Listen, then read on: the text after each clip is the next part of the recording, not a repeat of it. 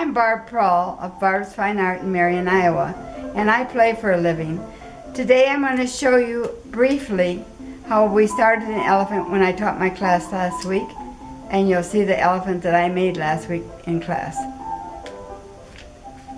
You first make the body. Now this is very crude, and you make the legs, and if you look at the elephant, the front leg bends this way and the back leg bends the other way, and you zip them together, and you really need to zip them together good.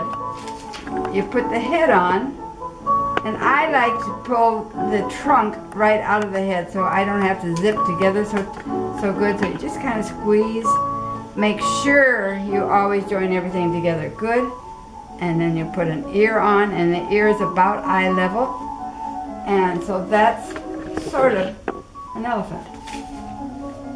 And put the back legs on, and he might stand up, and his tail's laying over here. Be sure you line up legs right and zip it together good.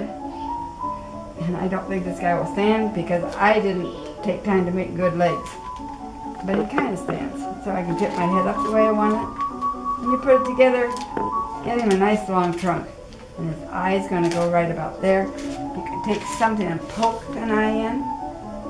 Not a very good tool to grab. There's lots of different tools you can use. I think your fingers are your best tools. But if you want to, and don't forget to flare the hoofs when you do it. Okay, there's a quick elephant. And take a hunk of clay.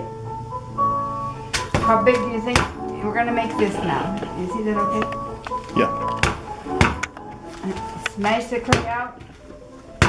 I have a wedging block in the basement to get the extra more out. And the way to make a wedging block is you make a box and you all the way around, bottom and everything, and then you pour plaster in it, and then you can do this to your clay to make it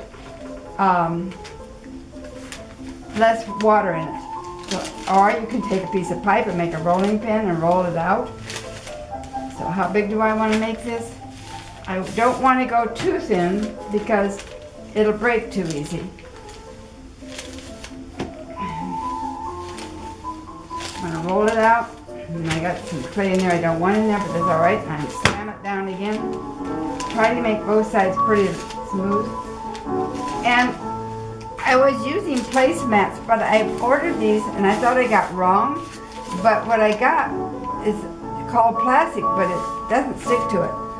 It also, if you're working, you want to put paper down, because if you stick it down on there, you have trouble. My eagle flew off of there because I tried to take it off and it went flying across the room. So I didn't have paper under it. So it's a good lesson to learn to have paper under it when you're working so you can get it apart. I gotta get this big enough to make it. We're not going to worry about getting all the wrinkles out. Okay, then I'm going to take a sharp pointed knife and make a quick, let's get a clean side. Okay, I'm going to make a point for the lily and come back out and around. Make a point for the lily. And come back around. See how easy that was?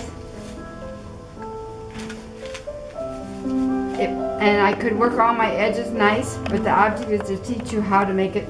So I'm going to take that and roll this in this way. And right, it's way too thick. That's alright. I'll take and make the middle. What is that? The stamen? What is that in the middle? Whatever you want to call it. And you can make little dots all over it to make it look more like a seed pod. Lay it inside there. Bring the other side up and over. And I'm going to have to squeeze it a bit because I didn't make it quite big enough, but that's alright. See, now it almost looks like a calla lily. Well, I'm going to open it back up and bring this up higher. And then we'll fold it back over. And see, we have like a calla lily. Wasn't that easy? And you can always make your edges nicer and smooth it out. One way to smooth it out, I don't have my water here, is to dip your brush in water. Even without water, see how you can smooth it? And you get rid of all the wrinkles. But you don't want to get it too wet, then you're... Okay, so we'll lay that down. And I can do this to make a stem. or I can add more clay on to make a stem. And then you can paint it like that. And I think I used silver, I used pearl white paint and green to paint that. That's what I did.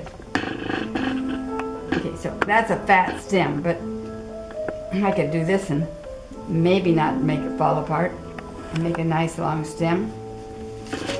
Or I can just keep working it. So I hope to see you in one of my classes someday. I teach 6 classes weekly. Once a month I do special things. Thank you for watching.